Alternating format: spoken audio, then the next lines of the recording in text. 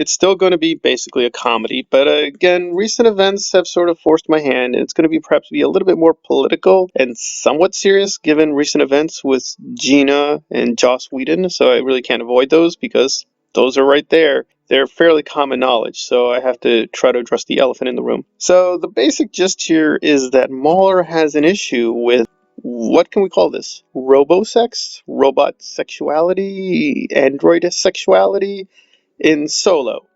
And I stress in Solo because elsewhere he seems to have a different attitude, and so somehow or other he seems to be holding a very contradictory view, but we'll see if he can explain himself. I don't think he does, but we'll give him a try.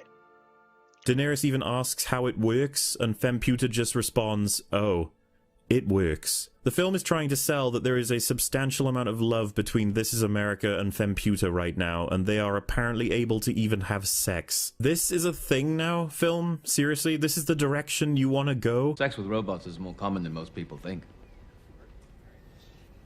Yes, of course it is. On top of that, I can't help but laugh my ass off because they're trying to set up a heartfelt death scene here by sharing that This Is America wants to fuck the glorified toaster. No movie, it's not gonna work. Oh, that makes me feel so warm in my hollow tin chest. Also, side note, what saga am I watching? Is this Star Wars? I don't remember the shower scenes, the fight for equal pay and robo-rights intertwined with robosexuality. This shit is honestly getting fucking weird. What's next? Gay robosexual marriage? So then, we were finally given time to see Vision and Wanda get their brief moments of peace together, sharing a connection from being the outsiders of the Avengers. From the day he saved her to his admittance of attraction, Vision has spent his time trying to be a hero like those who created him, trying to come to a conclusion about his own life, his purpose. He wants to fight to preserve life, he wants to help his friends, and he wants to do it with Wanda, the woman he loves. They begin softly, sharing their connection unrestrained, only for Vision to suffer for every scene thereafter, becoming weaker and weaker, being impaled, blasted, and driven into the ground, getting himself in more and more trouble by trying to defend others. He decides to do the most mortal thing there is.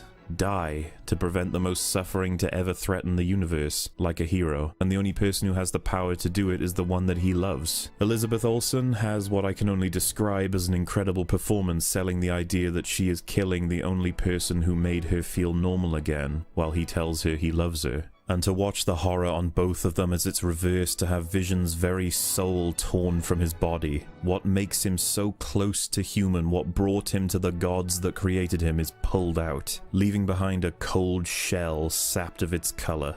All that's left is the machine. It's horrific. The powerful, intelligent, and heroic Vision dies as a man. Alright, so I guess the basic spiel of it is that the Russos are great filmmakers, and that somehow or other they vaulted over the ontological impossibility of caring for robots. I assume that's the case. He doesn't really spell it out. I mean, he's sort of cute, because if you listen to him carefully, he did say Vision was a person. But then later he says, oh no, he becomes a man. So he basically tried to have it both ways. He said, Vision is a great person. He's a great character. And it's like, oh, no. He becomes a person. And you're like, whoa, wait, what is it? Did he become a person, or was he always a person? If you check his own narration, he's not making any sense. But let's look at this from the wider scope, which is the Solo issue. He has an issue with the quote-unquote feminist robot in Solo. And now, I'm actually very sympathetic with him. I'm actually not going to attack him that much on that part of it, because I do think he does make a good case that's not a good character, and I agree with him, the character is not that great. Again, we don't know what the intention was with that character, so maybe they had something really interesting planned, but as it stands, we have a very poor character, so I'm not going to attack him too much on that one. But let's go through some points. First of all, his whole issue just with this whole thing about robots and sexuality. Well, it seems he's very ignorant of science fiction and fantasy, period, because good or bad, like it or not, this has been an issue for a long time in books, and yes, comic books. In fact, it's been an issue in the thing he was referencing. It's been an issue between Vision and Scarlet Witch for a long time. So the issue as a whole has been with us for quite a while, so I'm not clear where he's getting this, that this is some new development or weird conspiracy Disney is putting into the films. This has been an issue for a while. You may not like it, but it has been an issue, quote unquote, within science fiction and fantasy for quite a while, so I don't know what he's talking about. But now we get into the specifics itself. Like, Solo actually doesn't show us anything. We don't actually see Lando or quote unquote the feminist robot do anything. I think they were just having fun with it. Like the Chewie and Solo scene, it's just meant for comedy. I don't think we're meant to take it too seriously, right? She is a feminist robot. Yes, she does say political things, but in terms of this actual issue, we don't actually see anything. It just by implication. Maybe it's occurring, maybe it's not occurring. I think they actually leave this a little bit more ambiguous than he says. So I think, again, he's not paying attention. It's really more hinted at than anything else. How do we avoid that? It seems to be a complete contradiction with Infinity War, and that he seems to like robot sex fine in one case, but not the other.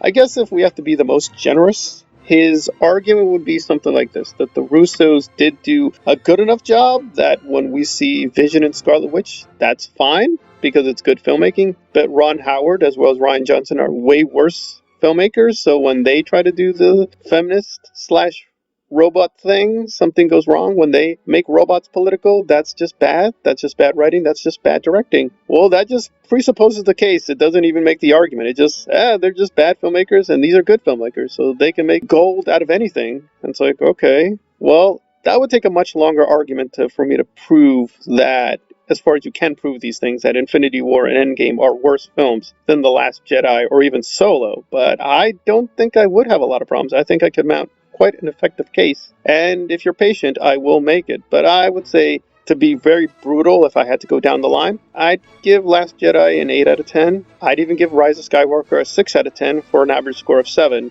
Being the most generous, I would give Infinity War and Endgame collectively 4 points each for an average of 4. And if we have to go systemically through all these issues, plot holes, characters, themes, there's really no comparison. Like it or not, and I don't like it, I don't like Rise of Skywalker. But frankly, the sequel trilogy, prequel trilogy, all the trilogies are coherent, even with Solo, with Force prophecy. So in terms of the Force mythology, there's complete consistency. There is actually no major contradiction. Good or bad, there is no major contradiction in the story. Infinity War and Endgame are on a whole other level of sheer insanity and stupidity of their logic. It just does not make any sense within those films, or even between the films, or even the films together. They just don't make any sense at all. You really have to just toss narrative logic completely out the window, and then you can sort of mount a defense. But even trying to take the narrative logic of them any seriousness, they just collapse onto themselves. They don't make any sense. And in fact, he even admits this in a dialogue with Just Right. He does admit, yeah, there are definitely major contradictions, and he doesn't care. So he's a complete hypocrite and completely in self-contradiction. But now let's mount the final card, which is the feminist issue and the F word, because he would probably still say, oh, no, I am saying Solo is a bad film. I'm not saying Solo is a bad film because of the feminism, because I like Buffy the Vampire Slayer. And now, what are you going to say about that? You know I like Buffy. I know Buffy. I've seen Buffy. I praise Joss-Whedon as a feminist. So how you get around that one? But let's be very generous. Let's say that Joss-Whedon is a sort of feminist, and Buffy the Vampire Slayer is a kind of feminist show. Although now even that is very questionable. But let's try to be fair to both sides. I would still be able to say, and I don't think with a lot of trouble, that insofar as there is feminism in the work of Joss-Whedon or in Joss-Whedon himself, it's a very particularly conservative or reactionary form of feminism. So the feminist values, insofar as they're there in the work of fiction, are pretty small. So even if you say, well, I like Buffy, and here you're all trying to demonize me as a right-wing thug, but I watch Buffy, I see that feminism, and I don't have a problem with that at all. Well, I would say the reason you probably don't have a problem with it is because it isn't that feminist to begin with. Feminism is a very low value, or a pretty minimal in the content, that you can basically just ignore it. And so there is no contradiction with me saying you're taking a political stance. And that is very close to the other F word, because that is the essence of fascism, that you judge a work of fiction by its political stance. That is literally what the ideology tells you. It literally judges works of fiction. Is this valuable to the German race, or to the Aryan race, or to some idealized community? So, now again, I'm not saying he is a fascist. I'm just saying that it doesn't seem to me that he has any issue with this so-called robot sexuality, except the political issue. It seems like it's your prerogative to not like it, but you can't say, quote-unquote, it's bad in the story. Maybe they did do a bad job with the story. Maybe it's pretty stupid and silly. But I regard it, frankly, as a minor problem or issue with Solo. Solo has way more major issues than the so-called feminist robot issue. But apparently that is his issue, that the robot is feminist and the robot feminist is having sex. I would counter, calm down. If robots having sex gets you all bothered, well, okay. I'm more tolerant. I'll see where this goes, if the story is good or bad. As far as feminist robots having sex and things like that, well, that's their prerogative. As long as the story is well done, I don't really care. Again, I do have prejudices. I am on the left. I wouldn't identify myself as a feminist, but I am on the left. I am a male. I am a heterosexual male, so I do bring those biases. But I'm like, as long as the story's well done. I thought it was pretty well done in Star Trek The Next Generation with Data, so I really am not suffering from any major inconsistencies or contradictions as far as I'm aware of. But, that's just me. I try to be generous. I try to look at the context. That's what I go with. So I still think Callum has a weird issue on his hands, whether it's psychological or political. I do not, as far as I know. But there we are. That's his take on robot feminist sexuality, and it's pretty laughable. But it's a kind of tragic laughter, given recent events with Joss. And there we are. Alright, this has been Star Wars Analyzed on Callum's continuing bizarre obsessions with Solo, a Star Wars story. Thanks for listening.